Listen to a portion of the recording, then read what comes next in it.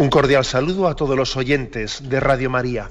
Un día más, con la gracia del Señor, proseguimos el comentario del Catecismo de nuestra Madre la Iglesia. Estamos en la cuarta parte del Catecismo que explica la oración en la vida cristiana. Habíamos dedicado los primeros programas a una introducción en la que se nos explica qué es la oración como don de Dios, la oración como alianza, como comunión. Entramos ya en el capítulo primero de este apartado sobre la oración. Un capítulo que tiene este título: La revelación de la oración, la llamada universal a la oración. Son 2 puntos, vamos a ver si nos da tiempo de hacerlos. 2 puntos en los que se introduce este aspecto. Luego se irá, digamos, ordenadamente explicando en el Antiguo Testamento, en el Nuevo Testamento, en Jesucristo, cómo aparece la oración, cómo la ha rezado la Iglesia a lo largo de los siglos. Se va a ir, digamos, ordenadamente explicando. Pero ahora, 2 puntos de introducción. La llamada universal a la oración. Bueno, le dice el primero de los puntos, 2566. En vez de leerlo todo de un tirón, lo voy a leerlo así por partes, para que nos dé tiempo para que podamos también fijarnos en detalles. El hombre, dice, busca a Dios. Por la creación, Dios llama a todo ser desde la nada a la existencia. Una afirmación, como veis de entrada, que queremos no solo decirla, sino que también intentar fundamentarla, demostrarla, porque claro, hoy en día uno dice, a ver, el hombre busca a Dios. Y dice otro, ¿de verdad? Pues yo no lo noto mucho. Algunos sí, algunos parece que sí que tienen un sentido religioso de la existencia, pero hay muchos que no da la impresión de que estén buscando a Dios, ¿no? Entonces, no es muy bonito decir eso de que el hombre busca a Dios. Vamos a ver, por lo tanto, vamos a verlo e intentamos abordar esta cuestión. ¿Es verdad que el hombre busca a Dios? Bueno, la primera afirmación que hace, después de hacer este argumento, es: por la creación Dios llama a todo ser de la nada a la existencia. Es decir, es primero decir, vamos a ver, mira, dejemos un poco aparcado este tema, esta afirmación de que el hombre busca a Dios. Después intentaremos demostrar cómo verdaderamente es así, pero ahora vamos a dejarlo aparcado ahí.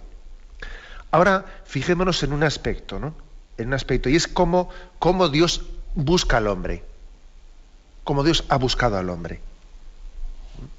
Antes de que tú me llamases a mí, antes de que tú estuvieses en el seno de tu madre, yo ya había pensado en ti desde toda la eternidad. Dios ha pensado en nosotros desde toda la eternidad. Hay una gran diferencia entre la maternidad y la paternidad humana y las de Dios, ¿no? Y la paternidad de Dios. Hay una gran diferencia. Claro, en nuestro caso, uno quiere a un hijo cuando lo tiene, cuando lo concibe. Pero es que en el caso de Dios, Dios nos quiere antes de que existamos. Desde toda la eternidad Dios nos quería. En nuestro caso, el primero es la existencia, y de la existencia viene el amor. En el caso de Dios es al revés. Dios nos quiere, y porque nos quiere, pasamos a existir. Pasamos a existir. O sea, la creación ha sido precedida, el acto de la creación ha sido precedido desde toda la eternidad por un amor de Dios, que era eterno.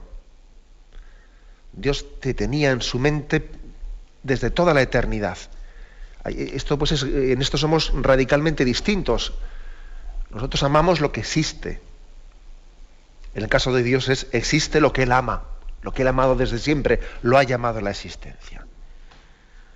Luego, esta afirmación primera nos constituye, o sea, nosotros hemos sido creados porque hemos sido llamados a ser.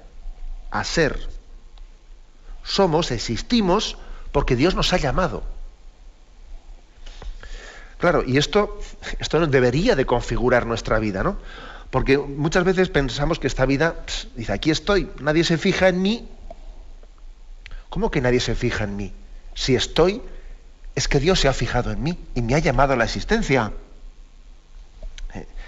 Nosotros tenemos el riesgo de vivir como pues una existencia anodina. Aquí estoy, pues ¿qué hago? Pues ¿qué haces? Pues nada, estar, ¿no?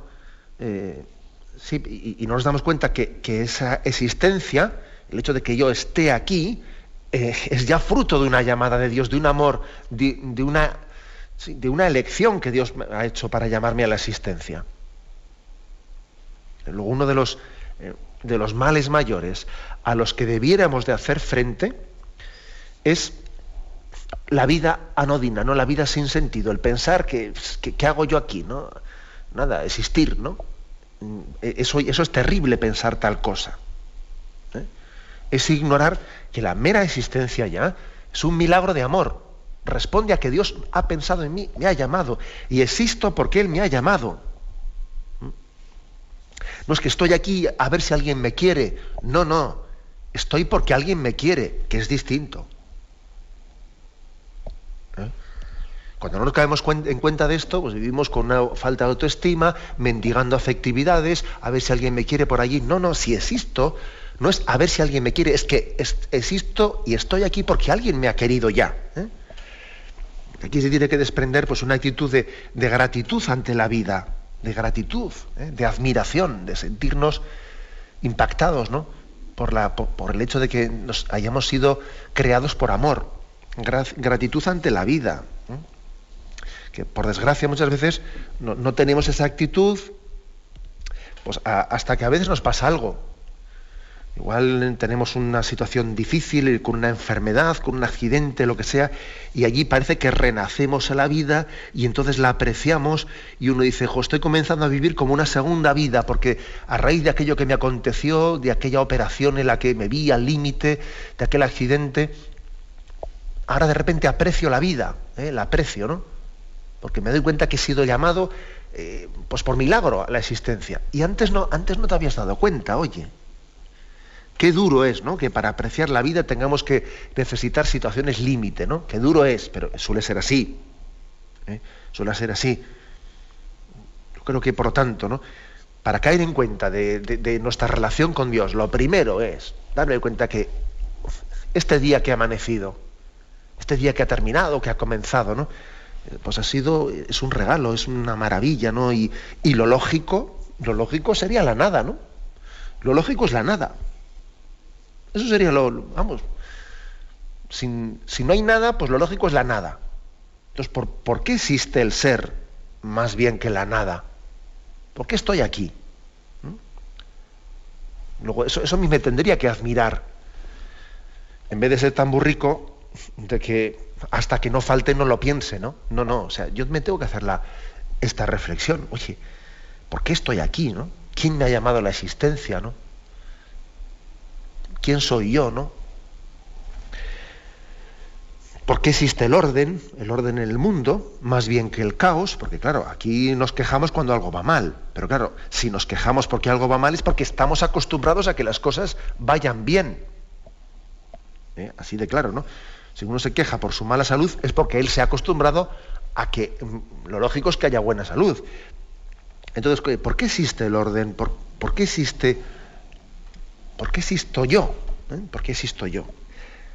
¿Qué sería de mí si no hubiese sido llamado por Dios? Pues no sería nada, o sea, es decir, no sería ni un pensamiento, ¿no? Vamos, nos cuesta imaginar la nada es difícil imaginarla, pero también yo creo que Dios nos ha dado una capacidad de raciocinio para hacer las consideraciones que ahora estamos haciendo. Alguno dirá, bueno, pero esto es comerse la cabeza. Bueno, ¿cómo es comerse la cabeza? Vamos a ver, es afrontar la vida, ¿no? Y hacerse la pregunta por la existencia. Lo que no puede ser es que estemos aquí, ¿no? Dejando pasar la vida sin hacernos nunca la pregunta de qué es la vida y por qué estoy yo aquí, ¿no? Y tengamos que estar esperando a que ocurra una desgracia para hacernos esa pregunta. Bueno, luego, por lo tanto, ¿no? La afirmación de entrada, ¿no? La afirmación de partida que hace el catecismo. Es decir, por la creación Dios nos ha llamado de la nada a la existencia. Si yo existo es porque ha habido una llamada de Dios. Y fijaros a dónde se remonta el catecismo para hablarnos de qué es la oración. O sea, Dios te ha llamado a ser. Si te ha llamado a ser, te ha llamado a hablar con Él. Hasta aquí se remonta. Se remonta ahí. Bueno, y da un paso más. Dice, por la creación Dios llama a todo ser de la nada de la existencia. Coronado de gloria y esplendor, el hombre es después de los ángeles capaz de reconocer qué glorioso es el nombre del Señor por toda la tierra. Aquí se nos remite al Salmo 8, ¿no? Al Salmo 8 que dice, Señor Dios nuestro, qué admirable es tu nombre en toda la tierra. Ensalzaste tu majestad sobre los cielos. De la boca de los niños de pecho has sacado una alabanza contra tus enemigos para reprimir al adversario y al rebelde. Cuando contemplo el cielo, obra de tus dedos, la luna y las estrellas que has creado, ¿qué es el hombre para que te acuerdes de él? ¿Qué es el ser humano para darle poder? Lo hiciste poco inferior a los ángeles, lo coronaste de gloria y dignidad, le diste el mando sobre las obras de tus manos, todo lo sometiste bajo sus pies. Rebaños de ovejas y toros, y hasta las bestias del campo, las aves del cielo, los peces del mar que trazan sendas por el mar. Señor, dueño nuestro, qué admirable es tu nombre en toda la tierra. Bueno, en este salmo, lo que viene aquí a plasmarse, que es lo que recoge el catecismo, es que precisamente la grandeza del hombre consiste en tener la capacidad de reconocer la grandeza de Dios. O sea, de darnos cuenta de estas cosas. O sea, la grandeza del hombre consiste en que nosotros podamos darnos cuenta de que hemos sido llamados por amor de la nada a la existencia. Eso nos hace grandes, porque mira, una piedra, un árbol no se dan cuenta de eso. No tienen conciencia. Una piedra y un árbol no se dan cuenta de que están aquí porque Dios les ama. Y sin embargo tú y yo sí, tenemos esa capacidad de descubrirlo y de comprender la clave de la existencia. No solo de existir como una piedra, sino de saber que esto es la clave del amor. Que ha habido la clave del amor es la que ha movido todo. Y nos damos cuenta de ello. Esta es la grandeza del hombre, tener la capacidad de reconocer la grandeza de Dios. Qué admirable es tu nombre en toda la tierra, qué es el hombre para que te acuerdes de él, etcétera, ¿no? Cosa importante, por cierto, que me habéis escuchado en este programa en otros contextos, decir cómo nos han metido, nos están metiendo, por un lado y por otro, nos están metiendo falsas concepciones enfrentadas, ¿no? que pretenden enfrentar la dignidad del hombre y la grandeza de Dios. Eso está bastante en nuestra cultura, ¿no? Una visión de un humanismo secularizado en el que, parece que, pues la visión moderna de la existencia es la de un hombre autónomo que no necesita de Dios, ¿no? Y por otra parte, esa visión fundamentalista, antihumanista, en la que,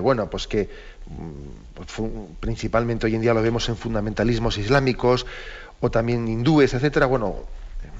Entonces que vienen a ensalzar la sumisión, o sea, el reconocimiento de Dios como una sumisión a Dios, a costa casi de borrar, ¿no? O de borrar la libertad del hombre. O sea, que parece que hay que elegir ridículamente, ¿no?, entre un humanismo secularizado. Aquí tenemos Europa, que nos dice que hay que quitar las cruces, que la libertad tiene el precio de borrar toda huella religiosa, ¿no? El humanismo secularizado. Y por otra parte, pues ese fundamentalismo, antihumanista, ¿no? Vamos a ver, mire usted, no me timen, no me hagan elegir entre esas dos cosas. Porque la grandeza del hombre consiste en reconocer la grandeza de Dios, y porque Dios es grande, el hombre es libre, y Dios además ha querido que el hombre no sea una piedra, no sea un árbol, sino que tenga libertad, y no ha querido obligarle a amarle. No le ha dicho te obligo a, no, sino que incluso le ha tratado como un amigo y le ha dicho ¿me amas? Y le ha llamado a su puerta como un esposo llama a su esposa y le ha dicho ¿me quieres ser fiel a mi amor?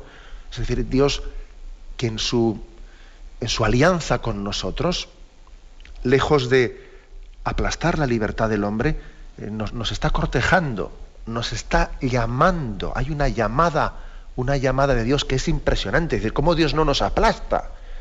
Lo lógico sería que nos aplastase, ¿no? Como alguien aplasta a una hormiga. Pues no. No, este es el misterio del amor de Dios, ¿no? No se trata pues de un fundamentalismo antihumano, no, es que la grandeza de Dios consiste en que Él ha querido hacerle al hombre grande y ha querido hacerle su interlocutor. Y mendiga nuestra respuesta de amor, la mendiga. Es impresionante, pero esta es la verdad cristiana, esta es la novedad cristiana, ¿eh? Muy lejos pues de ese humanismo secularizado, muy lejos de ese fundamentalismo antihumano, ¿no? Y aquí la grandeza del hombre, lo hiciste poco inferior a los ángeles, lo coronaste de gloria y de dignidad. La dignidad del hombre es ser amigo de Dios, es haber sido creado por amor. Esto es lo que hace al hombre digno, lo que le hace grande, ¿eh? Tenemos un momento de reflexión y continuaremos enseguida.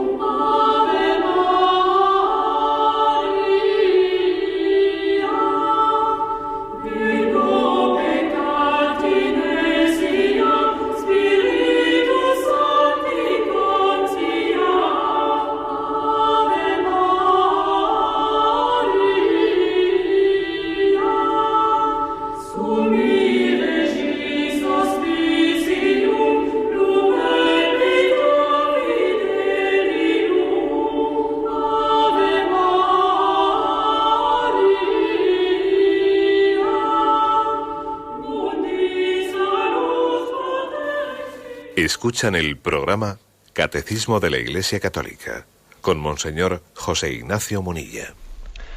Continuamos la explicación de este punto 2566. Queremos demostrar esta tesis de la que se parte, ¿no? El hombre busca a Dios. Y continúa el punto, lo habíamos interrumpido, donde dice, incluso después de haber perdido por su pecado, el hombre, ¿no? Después de haber perdido por su pecado su semejanza con Dios, el hombre sigue siendo imagen de su Creador. Conserva el deseo de aquel que le llama a la existencia. Todas las religiones dan testimonio de esta búsqueda esencial de los hombres. Vamos a intentar meternos, ¿no?, en la demostración de esta tesis de que el hombre busca a Dios. El hombre de todos los tiempos, también el hombre moderno, busca a Dios. Incluso dice el Catecismo, incluso aunque seamos profundamente pecadores, aunque el pecado haya podido distorsionar un tanto o bastante la llamada de Dios a ser amigos suyos. El pecado es muy distorsionador. Parece que puede llegar a destrozar esa obra de Dios, esa llamada de Dios, pero Dios es omnipotente, ¿no? Y donde abundó el pecado, sobreabundó la gracia. Dice el Catecismo que el pecado puede llegar, lo hace basándose en unas distinciones que hacen los santos padres de la Iglesia, que el pecado puede llegar a arrancarnos a que perdamos la semejanza de Dios, pero no la imagen. Sabéis que en la Sagrada Escritura dice que hemos sido creados a imagen y semejanza de Dios. Algunos santos padres dicen, cuando pecamos, perdemos la semejanza, pero no la imagen. Bueno, es difícil distinguir, ¿no?, en qué consiste la semejanza y en qué consiste la imagen.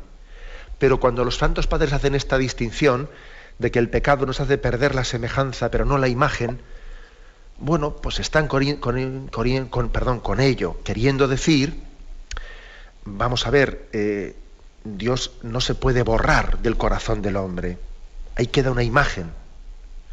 Nos deformamos, perdemos la semejanza, pero la imagen queda borrada, queda grabada, mejor dicho, queda grabada, es como una huella indeleble.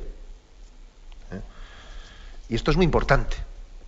Podemos ser unos hijos descastados, podemos ser unos malos hijos, ¿no? Pero una pregunta, que es la pregunta del millón, ¿no?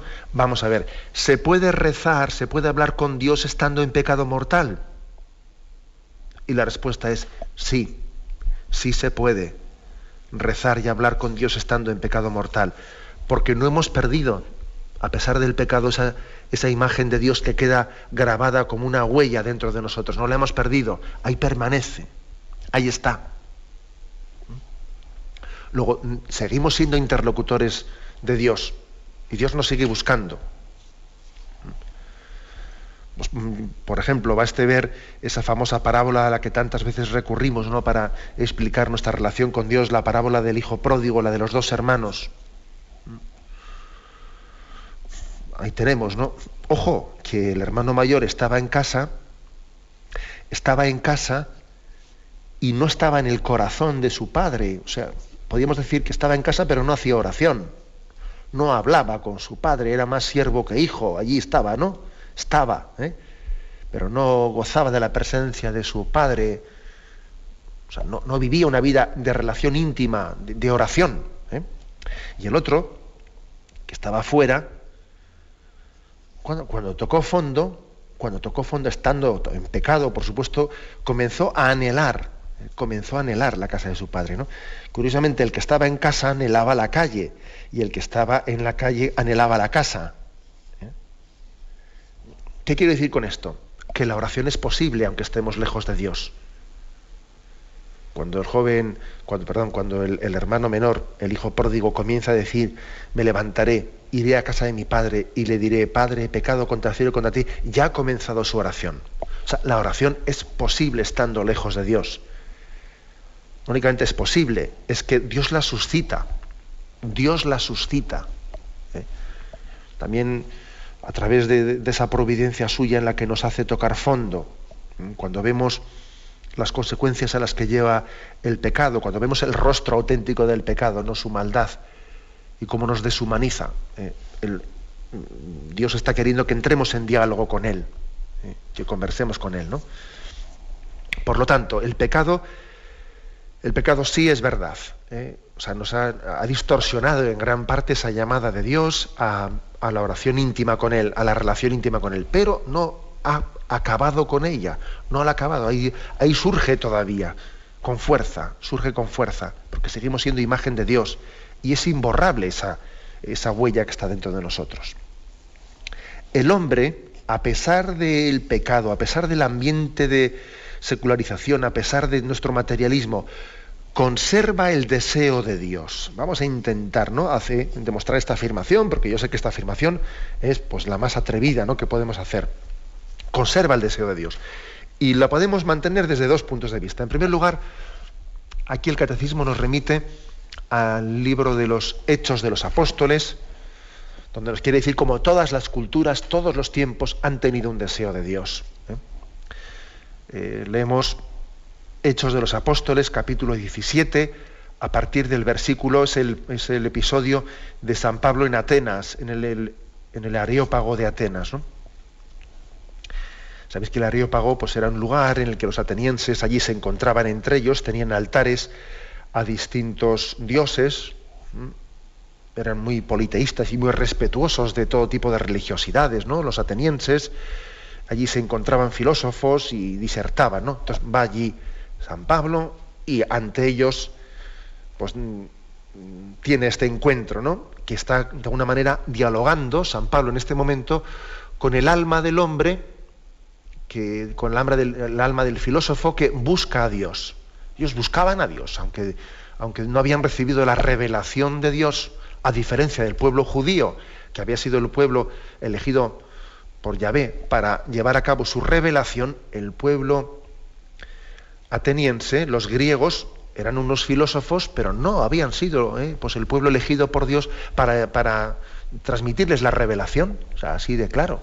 Pero sin embargo, aunque ellos no habían recibido la revelación, sí que eran unos buscadores de Dios, eran buscadores, buscaban por aquí y por allá.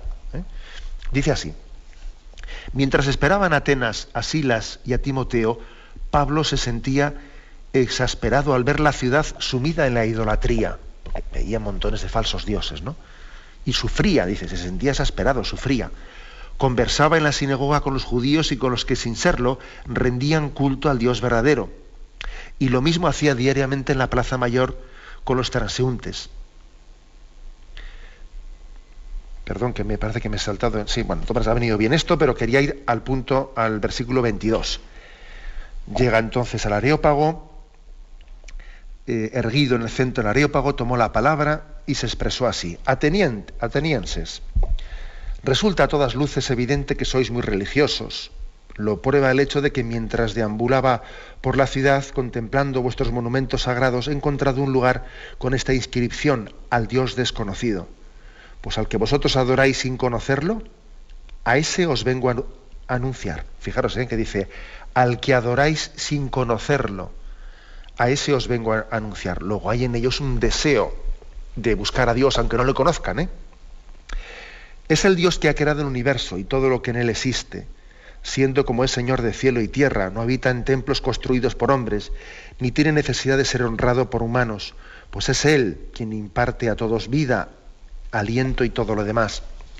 Él ha hecho que a partir de uno solo, las más diversas razas humanas pueblen la superficie entera de la tierra, determinando las épocas concretas y los lugares exactos en que debían habitar. Y esto para ver si, aunque fuese a tientas, pudieran encontrar a Dios que realmente no está muy lejos de cada uno de nosotros. Repito este versículo.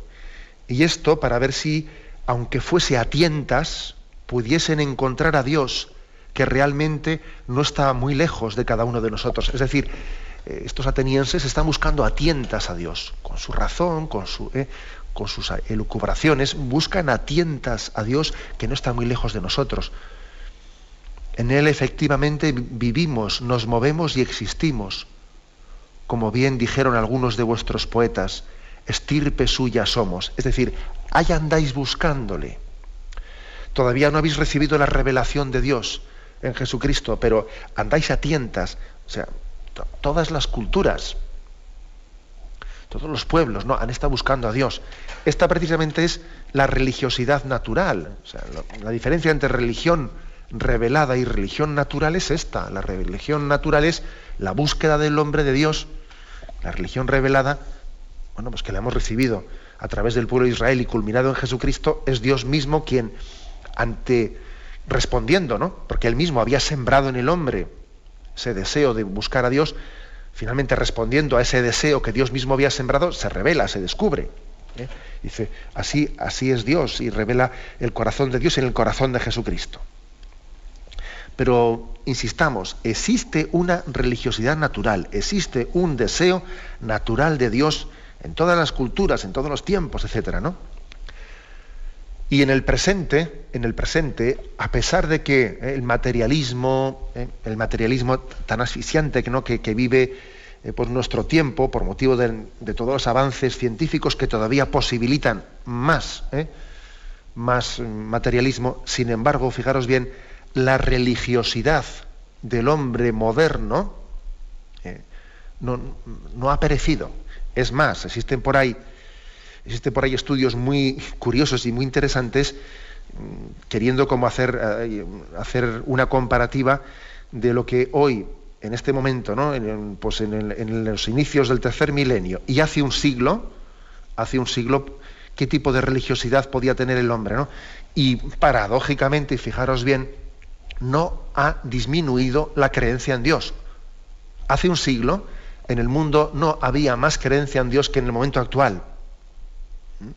Y claro, uno puede decir, bueno, pues es que en nuestro contexto de España las cosas parecen distintas. Sí, de acuerdo, pero viene bien recordar también, viene bien tener la foto global, porque es que hace un siglo os recuerdo que se estaban a punto de llegar todas las filosofías ateas, estaba a punto de llegar la teoría, había llegado ya, ¿no?, la teoría de que la religión es el opio del pueblo, se comenzaba, ¿no?, desde Marx, etcétera, a difundir la visión atea de la existencia. Y todo aquello también ha caído, aunque también existen ateísmos con otras versiones, ¿no? Pero fijaros bien, no es hoy en día el hombre menos religioso que lo que era hace un siglo, ¿eh? No lo es. Entonces, nuestra tesis, que nos atrevemos a mantener, contra corriente y marea, es que el hombre busca a Dios. Incluso en un contexto tan secularizado como el nuestro. Incluso en esta España que parece que pierde sus raíces, ¿no? Esto es muy importante tenerlo claro, porque ante un mundo secularizado puede ocurrir fácilmente que nos acomplejemos y que hagamos la lectura equivocada de que el hombre moderno ya no necesita de Dios o no tiene ese hambre y sed de Dios que tenía el hombre del medievo. Vamos a intentar hablar de esto y abordarlo, pero tenemos primero un momento de reflexión y continuamos enseguida.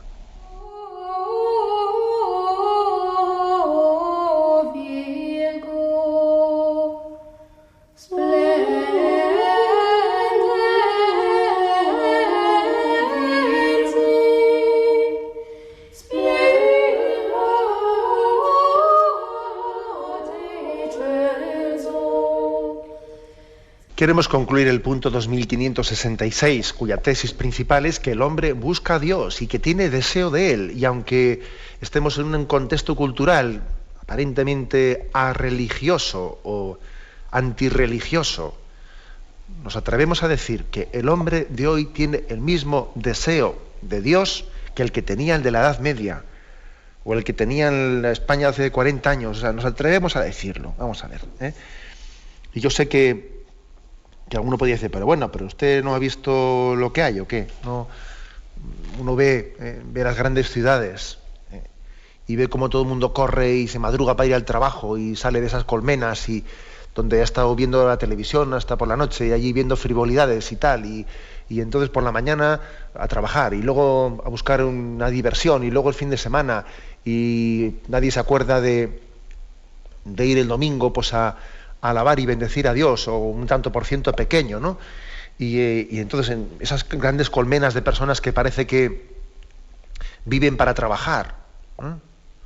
Y luego pues, sencillamente lo que han ahorrado intentan después tener pues un ocio que les compense pues una vida dura, etcétera, y así. Bueno, y entonces en medio de todo esto, en medio de ese panorama y esa dinámica de vida, se mantiene verdaderamente el hambre y la sed de Dios. Creo que esta pregunta que estoy haciendo es importante, especialmente para que todos los cristianos que tenemos una llamada a ser testigos de Dios, a ser apóstoles de Cristo delante de los demás, no nos acomplejemos, porque es que es muy fácil acomplejarse ante un mundo secularizado. Es muy fácil. Es muy fácil decir, vamos a ver, es que este mundo no se le puede hablar así de Dios directamente, ¿no? Tenemos que buscar unos lenguajes que conecten con ellos. Si hoy en día vamos a la gente directamente hablándole de Dios, eso no lo va a entender. Vamos a hablarle de los problemas humanos, de los problemas sociales. Entonces uno tiene que ir, o sea, se va acomplejando. Entonces parece que no se puede hablar de Dios directamente, ¿no? Y hasta tiene el riesgo y la tentación de deformar el mensaje revelado por Cristo, para que así seamos más simpáticos y seamos aceptados, ¿no? Porque claro, si vamos al mundo diciendo que Dios te ama y quiere tu respuesta de amor, y el hombre sin Jesucristo está perdido en su pecado, etcétera, y necesita la cruz de Cristo para la salvación, madre mía, eso no te lo va a aceptar nadie. Entonces vamos a reconducir el cristianismo y reducirlo más bien a unos valores éticos de solidaridad, etcétera, que puedan ser fácilmente aceptados por todos, ¿no? Porque es que ese interlocutor que tenemos pues ya no tiene ese hambre o esa sed de Dios que se tenía antes, ¿no? Bueno, pues eso no es verdad. No es verdad. Y tenemos que quitarnos ese complejo de encima. Hay que quitarlo y arrancarlo. Es verdad que estamos en una cultura en la que hay muchos más reclamos y es mucho más fácil ser engañados, y ese hambre y sed de Dios que tenemos todos puede ser más fácilmente engañado pues con cuestiones materiales, y se nos pueden dar muchos sucedáneos que aparentemente nos estén llenando el corazón cuando en el fondo no se llena el corazón para nada. O sea, puede haber mucha más, digamos, capacidad de engañar el corazón del hombre, ¿no? Pero en el fondo no se resuelve para nada el problema. El materialismo, que parece colmarlo todo, el materialismo es como el agua salada. Cuanto más se bebe, más sed da. Y luego hay que conocer el corazón del hombre por dentro y no acomplejarse por lo que aparentemente se ve por fuera. Yo creo que una de las cosas que tenemos, un don muy grande que tenemos los sacerdotes en el sacramento de la confesión, en el acompañamiento espiritual, es comprender que las cosas no son como aparentemente, exteriormente se muestran, que uno conoce el corazón por dentro y dice, pero si estamos todos con un vacío interior que es impresionante. Si ese materialismo, esa frivolidad de la que todos nos parecemos sentir muy seguros, ¿no? O colmados de frivolidad y de materialismo, si nos deja una amargura interior que es impresionante, ¿no? Luego hay que sacudirse ese complejo, el complejo de que el hombre al que nos dirigimos no necesita de Dios. Es verdad que puede estar aletargado, es verdad que puede estar engañado, que muchas veces el Señor, tenemos que estar atentos a esa estrategia que el Señor tiene de que llegue un momento que hay un momento y una hora de gracia en que el pasota, por ejemplo, ¿no? El pasota que está ahí, que no quiere preguntarse nada, que está en un consume y calla, y que ya tendrá su momento de gracia, ya tendrá su momento de gracia. Y quizás evangelizar hoy es acompañar con paciencia, esperando el momento de gracia en el que la luz de Dios pues deja al descubierto y desenmascara toda la mentira en la que nos estamos engañando.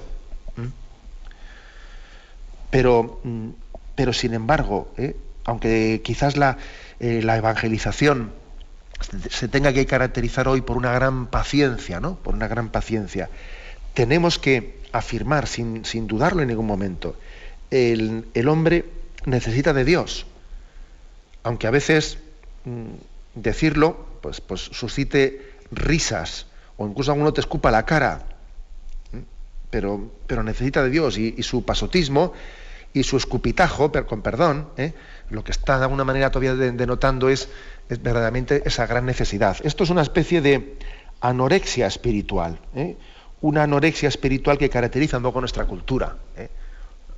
Utilizo esa palabra pues para expresar cómo estamos muertos de hambre y nos vemos, tenemos tal distorsión de percepción que nos vemos que estoy gordo, necesito perder peso, pero bueno, pues si estás en los huesos, estás que sí, pero uno no se da cuenta, no tiene capacidad de hacer un diagnóstico.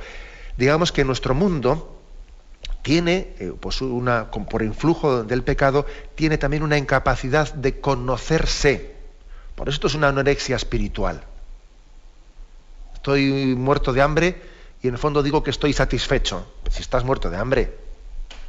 O sea, Cristo viene a descubrirnos, Cristo no viene únicamente, fijaros bien, a responder a nuestras demandas, sino viene a suscitarnos auténticas demandas. El Señor viene a que también caigamos en cuenta de nuestra enfermedad, no solo a sanarla, sino a que te des cuenta de que estás enfermo.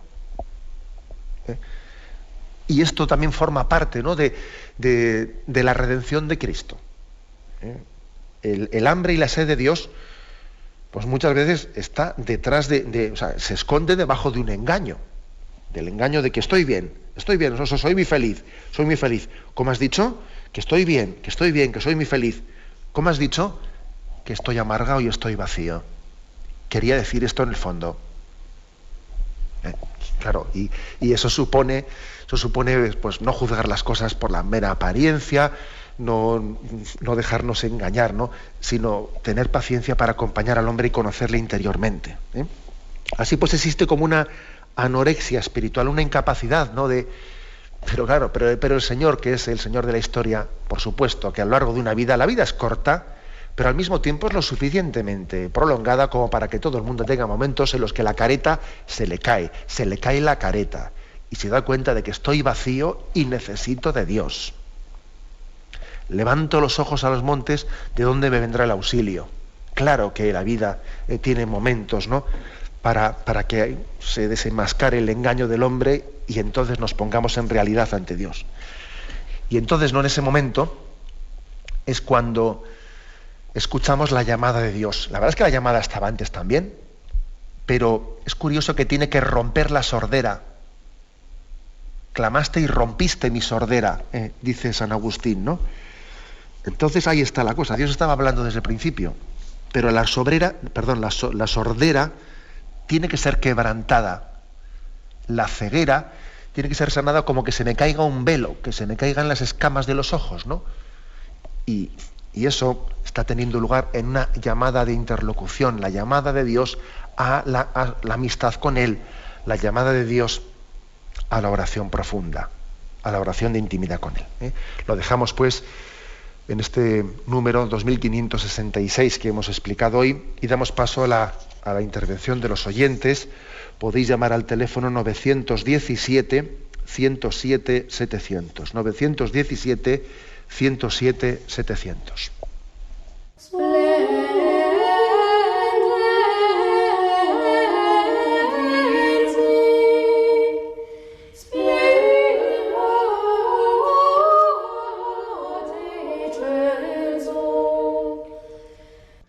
Sí, buenos días. ¿Con quién hablamos? Buenos días, monseñor. Soy Nati de Zaragoza. Le escuchamos. Mire, el miércoles llamaron 2 personas a preguntarles una serie de cosas y yo le quiero dar mi testimonio breve. Eran 2 mujeres que hablaban que les costaba hacer oración individual, ¿no? Y entonces yo puedo decir la experiencia, ¿no? Mi experiencia. Pertenezco a un grupo de oración. El grupo ayuda bastante y luego el Señor te va definiendo dónde quiere que estés, ¿no? En la oración. Ya sabe usted que hay varias y entonces, bueno, ya no digo más, estoy un poco nerviosa. Gracias, monseñor. Bien, gracias a usted.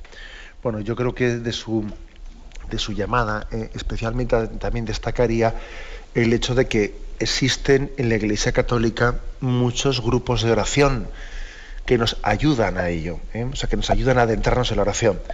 A veces hemos tenido pues una imagen muy individualista de la oración. Hacer oración pues es un acto muy íntimo, pero hemos confundido intimidad con individualismo y no es lo mismo. No es lo mismo intimidad que individualismo. Es posible que el Señor también quiera de muchos de nosotros que nos integremos en grupos de enseñanza a la oración o de practicar la oración y así alcancemos la intimidad. O sea, a veces se puede alcanzar intimidad desde la vivencia comunitaria de la oración. O sea, que creo que la llamada del oyente sirve especialmente para caer en cuenta de este aspecto al que muchos pueden estar llamados. Adelante, damos paso a un siguiente oyente. Buenos días. Buenos días, Padre, nos de Dios. Buenos días. De Cádiz. Adelante, le escuchamos. Mire, esto que usted acaba de explicar esta mañana es perfectamente acorde a la conversación que yo he tenido esta mañana en el bar, sirviendo el café a un señor. Hemos estado hablando del tema de Dios y, en fin, de las cosas. Y parece como más visible que el poder de las tinieblas, de Satanás en las cosas y eso, pero parece ser que la visión de Dios la tenemos como más diáfana, más alejada. Y dicen, sí, yo creo que algo habrá, que no sé qué, que no sé cuánto. Yo le explico, digo, mira, hombre, pero tú piensas que el mundo de por sí no se sostiene solo, ni se ha creado solo, ni las galaxias se siguen creando solas, ni estamos aquí por arte de magia. En fin, y hay un programa en televisión que ha salido esta mañana ahí en un telediario sobre cosas de ocultismo y magia y cosas esas. Digo, mira, hay también poderes ocultos que son malos, que están ahí, que siempre la Biblia lo dice y tal y cual, pero yo pregunto por qué hoy en día hay una visión tan grande, perceptible del mal y el conocimiento de Dios se nos hace tan lejano. ¿Puede ser también que dentro de la Iglesia falte ejemplo de santidad? Padre, te pregunto. Gracias. Bueno, pues la verdad es que, claro, por supuesto que siempre la falta de ejemplos de santidad condiciona, porque es verdad que también lo que más fácilmente refleja el rostro de Dios es el de sus testigos. Los testigos de Dios reflejan pues esa existencia de Dios de una manera muy clara. Bueno, y usted, mire, usted con sus pecados y con sus limitaciones, pero ahí está usted sirviendo un café en la cafetería y según usted sirve el café, saca la conversación, ¿no? O sea, que también usted tendrá sus limitaciones, pero también está siendo testigo, está siendo testigo, y también pues creo que nos da usted un testimonio a los demás de cómo hay que ser testigo en todo momento, incluso en el propio trabajo, en su cafetería, etcétera, ¿no? Bueno, pues es verdad, ¿no?, que puede haber hoy en día mucha complejidad de pensamiento que hace que las cosas pues siempre se cuestionen y se piensen por lados complicados, ¿no? Ese tipo de programas siempre de ocultismos, de cosas que se confunde lo religioso con lo esotérico. Esto es un fenómeno actualmente, ¿no? O sea, el esoterismo acaba siendo para mucha gente una especie de sucedáneo de religión. Sucedáneo de religión, en el sentido de que, claro, que intentan llenar ese deseo de trascendencia que tiene pues con las cuestiones esotéricas, y ahora la tabla de la Ouija, y ahora no sé qué, de unas cartas astrales de no sé qué, y no sé cuánto. Es decir, el esoterismo, claro que se está presentando hoy, se está presentando como una especie de sucedáneo de religión. Pero es obvio que el esoterismo, aparte de todo, es irracional.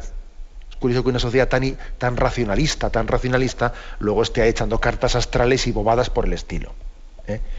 Yo creo que también tenemos que decirle a este mundo que cuando dejamos de creer en Dios es que nos lo creemos todo, es que somos unos ingenuos, ¿no?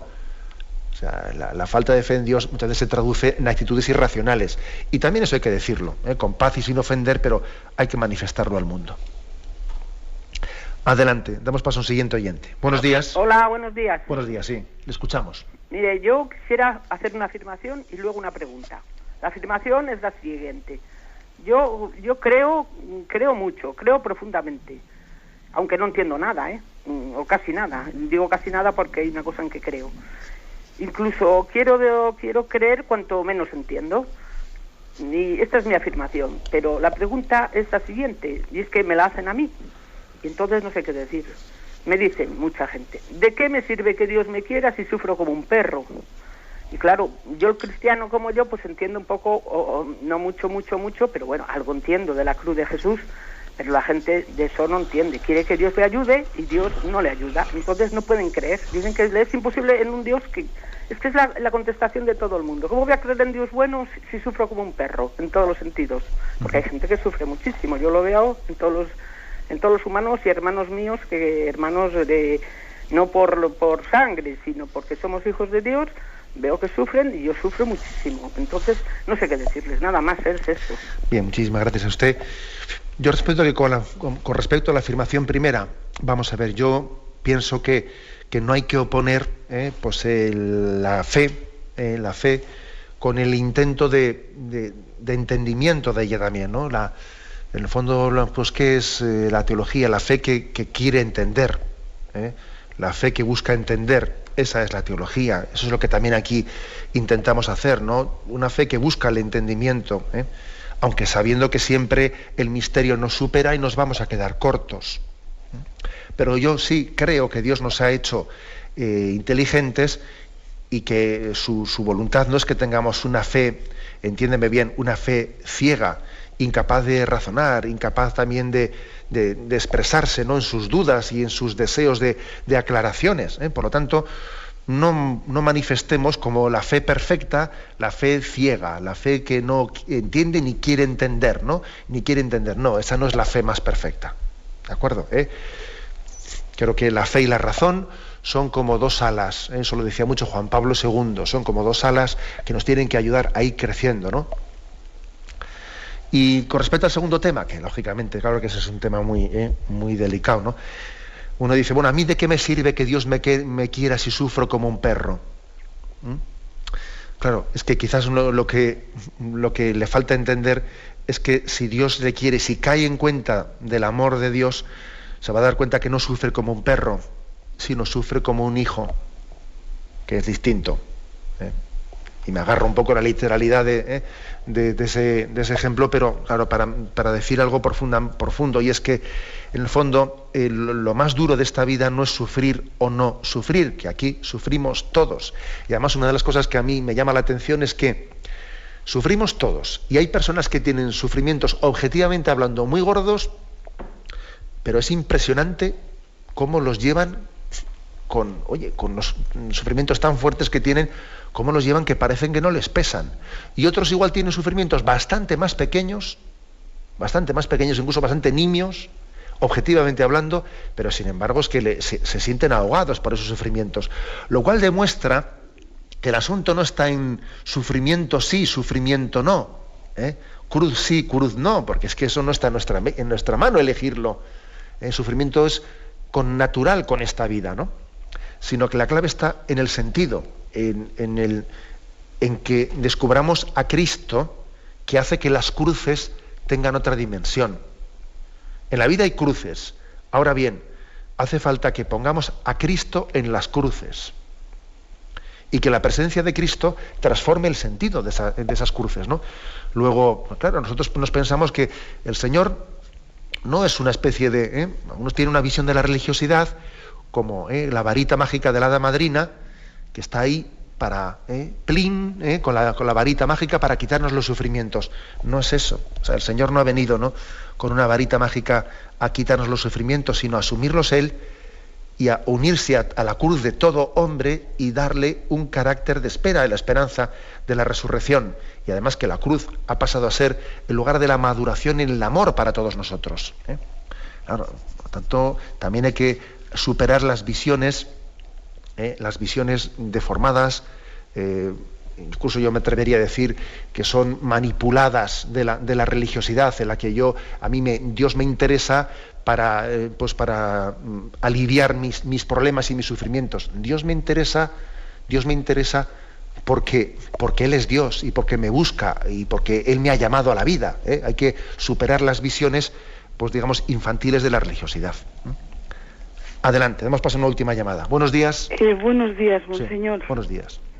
Mire, yo le voy a plantear dos preguntas que son las siguientes. Vamos a ver, creo en que el verdadero testimonio, creo en que el testimonio del Dios vivo en el mundo es el obrar verdadero de los auténticos cristianos, que Dios nos pide obras. En el carácter mimético de nuestro obrar humano, que influyen las obras del verdadero cristiano, que es sal, luz y fermento de la tierra, y que a partir de ahí los otros hombres pueden reflexionar y llegar a Dios, y si no, no, o sea, si no, bien. Entonces, luego por otra parte, una segunda pregunta. Como nos dice San Pablo que el Espíritu Santo tiene muchos carismas, yo creo que no es necesario a todos los cristianos hablar exactamente de Cristo, de Dios. Lo que sí, siempre las verdaderas obras, es necesario hacerlas, las verdaderas obras que manifiestan en la tierra por nuestro medio.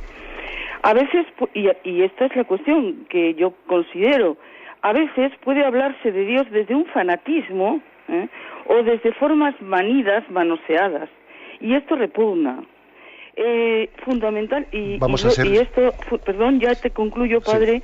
Sí. Escuché de Benedicto XVI que hablaba en la nueva evangelización, que ocurre desde nuevas palabras que nacen de nuestra propia experiencia de Cristo, o sea, nuestra propia y auténtica experiencia de Cristo, total. ¿Qué me contesta, Discúlpeme, padre? Sí, discúlpeme, que tenemos que procurar ser breves en las intervenciones para que no nos alarguemos. Bueno, muy brevemente, que tenemos el tiempo encima. Yo creo que hay que intentar no oponer obras a testimonio de nuestra palabra. No hay que oponerlo. Es verdad que ¿de qué sirve la palabra sin el testimonio de las obras? Pues es una palabra hueca y vacía, ¿verdad? Pero no pongamos una cosa a la otra. Somos testigos de Dios con las obras y también Dios nos ha dado una palabra. Ahora, lo importante es esto último que ha dicho usted. La palabra, para que no sea hueca, tiene que ser fruto de la experiencia de la vida, de la experiencia, no de algo pues aprendido, digamos, pues formulado teóricamente, pero que no nace del corazón, que no nace de esa experiencia del amor de Dios en nuestra vida. Nuestro testimonio tiene que ser con nuestras palabras, con nuestras obras y con nuestras palabras nacidas de la profunda experiencia del amor de Dios en nuestra vida. Me despido con la bendición de Dios Todopoderoso, Padre, Hijo y Espíritu Santo. Alabado